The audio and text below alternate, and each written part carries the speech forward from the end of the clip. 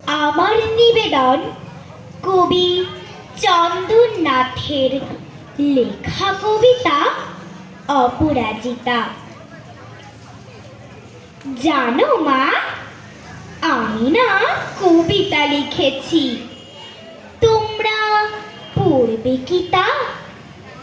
মার কাছে গিয়ে খাতা মেলে ধরে ছোট্ট অপরাজিতা। রাগী চোখ মেলে মা তাকে বলে, মাথা কি খারাপ হলো? ছাই পাশ সব না লিখে বড় অঙ্কের খাতা খোলো।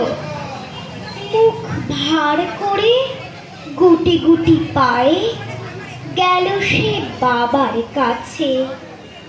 কবিতা লিখেছি ও বাবা, তোমার দেখার সময় আছে?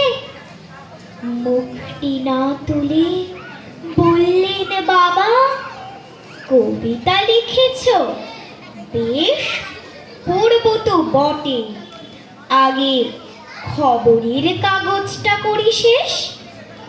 অগত্যা গেল দিদিটির কাছে, ডাকলো সে, দিদি আয়, দেখ না কেমন ছবিটা এঁকেছি ছোট্ট এ কবিতায়। দিদির দু চোখ টিভির পর্দার ঝলমলে রোশনায়। বলল, কবিতা তুই লিখেছিস? কবিতা না ওটা ছাই।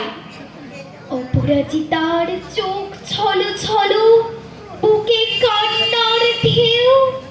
তার লেখা এই প্রথম কবিতা দেখলো না পড়ে কেউ।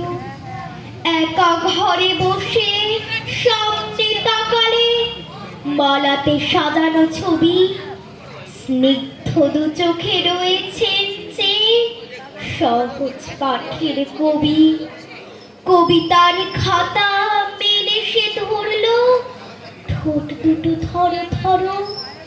বলল, ঠাকুর কেউ না পড়ুক, তুমি এ কবিতা পড়ো।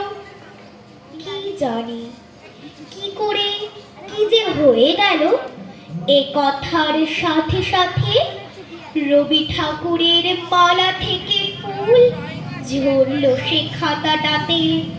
মনে হলো তার সামনে দাঁড়িয়ে বুঝি রবীন্দ্রনাথ। মাথার উপরে রাখলেন তার আদর মাখানো হাত। নমস্কার।